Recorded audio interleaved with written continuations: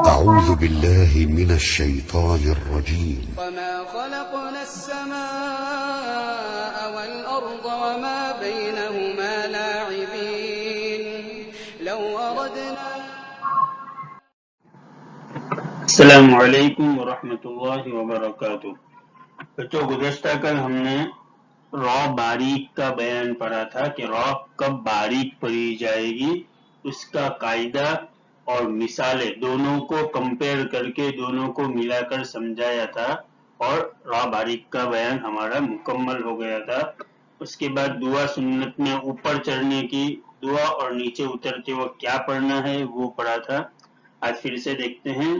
کتاب نہیں ہے، کتاب منگوا لیجئے دینیات کی آفس سے، تاکہ کتاب سے یاد کرنا آسان ہو اور کتاب میں سے یاد کرنے کی برکت حاصل ہو۔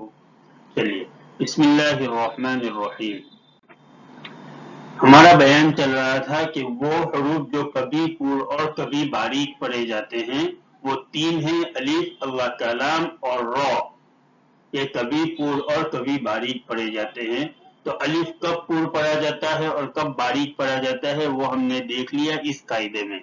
پھر را پور کب ہوتی ہے، را باریک کب پڑھی جاتی ہے وہ ہم نے دیکھا۔ یہ دیکھو، یہ را پور کا بیان، یہ 5 جگہوں پر را پور پڑھی جائے گی، یہ بہت ہی آسان ہے۔ اور ویسے ہی را باریک کب پڑھی جائے گی وہ بھی یہی 5 چیزیں ہیں، صرف زبر اور پیش اور 2 زبر 2 پیش کی جگہ زیر کر دینا ہے تو را باریک کا سیم ہو جائے گا۔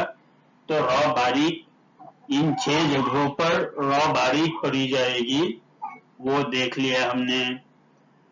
اب ہم آگے اس کے بعد وہ قاعدے پڑھیں گے کہ ہونا تو چاہیے 3 جگہ ایسی ہے کہ را ساکن سے پہلے زیر آتا ہے، را ساکن سے پہلے زیر ہو تو را ساکن، یہ دیکھو دوسرا نمبر، باریک ہوگی۔ لیکن وہاں پر را ساکن باریک پڑھی جائے، باریک ہونی چاہیے لیکن پھر بھی پر ہوگی، وہ کیوں، اس کا قاعدہ ہم آگے دیکھیں گے۔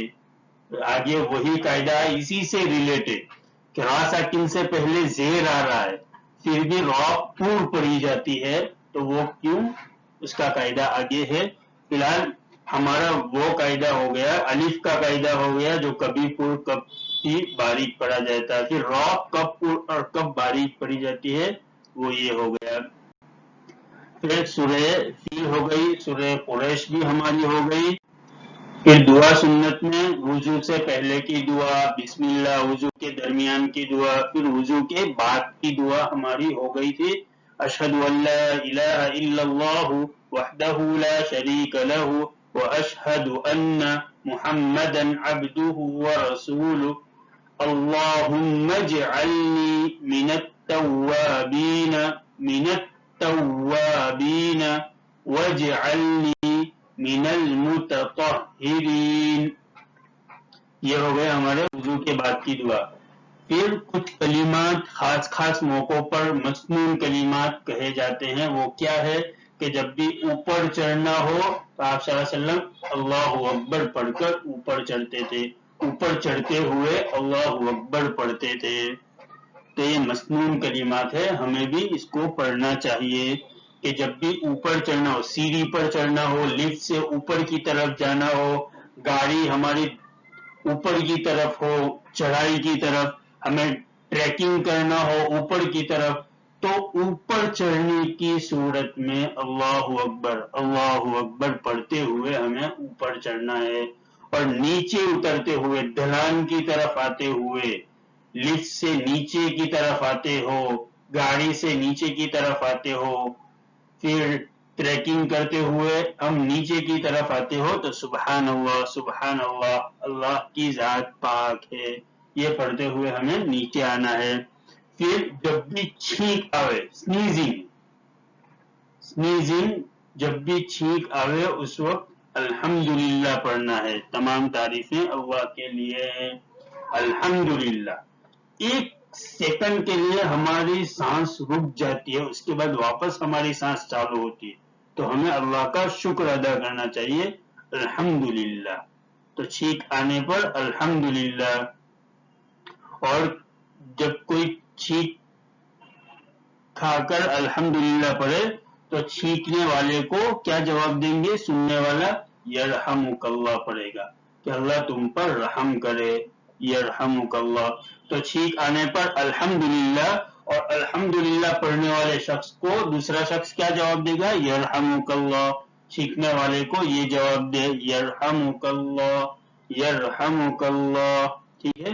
یہ خاص موقعوں پہ کہے جانے والے کلمات۔ اس کے بعد کلمہ توحید، لا الہ الا اللہ وحدہ لا شریک لہ لہ الملک ولہ الحمد یحیی ویمیت بیدہ الخیر وہو علی کل شیء قدیر۔ یہ چوتھا کلمہ، کلمہ توحید، رات کو سوتے وقت سونے کی دعا کے بعد کلمہ طیبہ، کلمہ شہادت، کلمہ تمجید اور کلمہ توحید، یہ چاروں کلمے پڑھ کر سونا ہے، ٹھیک ہے؟ پھر نماز میں، نماز شروع کرتے وقت ثنا، پھر التحیات، سب قاعدوں میں 2 رکعت پر، 3 رکعت پر، 4، جہاں بھی قاعدہ کریں گے التحیات پڑھنا واجب ہے، ضروری ہے۔ اور التحیات کے بعد آخری قاعدے میں ہم درود ابراہیم پڑھیں گے، اللہم صلی علی محمد وعلی آل محمد کما صلیت علی ابراہیم وعلی آل ابراہیم انک حمید مجید، اللہم بارک علی محمد وعلی آل محمد کما بارکت علی ابراہیم وعلی آل ابراہیم انک حمید مجید۔ یہ ہو گیا ہمارا درود ابراہیم۔ اب درود ابراہیم کے بعد ہمیں دعائے معصورہ پڑھنی ہے، اس کے بعد سلام پھیرنا ہے، تو آئندہ سبق میں ہم لوگ دعائے معصورہ دیکھیں گے۔ پھر سوال جواب میں اسلامی معلومات صفحہ نمبر 104، یہ ہمارا دوسرا سبق مکمل ہو گیا تھا۔ تیسرے سبق کے ہمارے 2 سوال ہو گئے تھے کہ فرعون کون تھا؟ جواب، فرعون مصر کا ایک نافرمان بادشاہ تھا۔ مصر یہ پرانا نام ہے، ابھی اس کا نام کیا ہے؟ ایجپٹ۔ ایجپٹ کو مصر کہا جاتا تھا، تو مصر یعنی ایجپٹ، مصر کا ایک نافرمان بادشاہ تھا۔ پھر حضرت موسیٰ علیہ السلام سے ریلیٹڈ سارے سوال ہے۔ اس کے بعد حضرت موسیٰ علیہ السلام کا لقب کیا ہے؟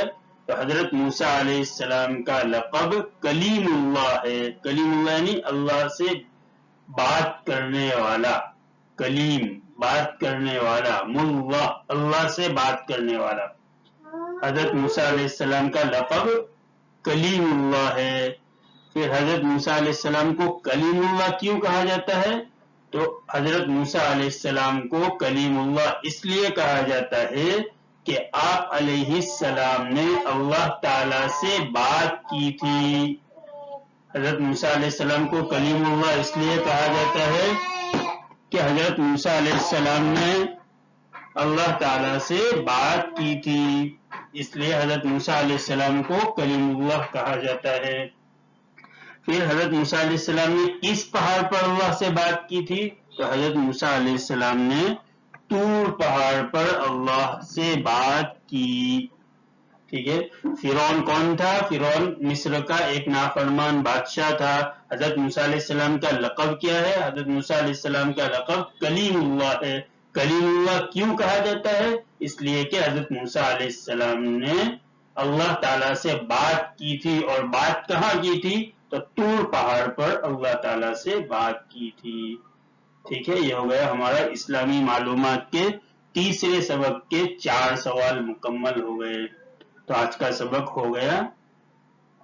اس کے بعد ہے اردو میں ابھی تک کسی نے کچھ بھی یاد نہیں کیا ہے، ہم لوگ بہت پیچھے ہیں، برائے کرم اردو پر محنت کرو تاکہ آپ کو اردو یاد ہو جاوے۔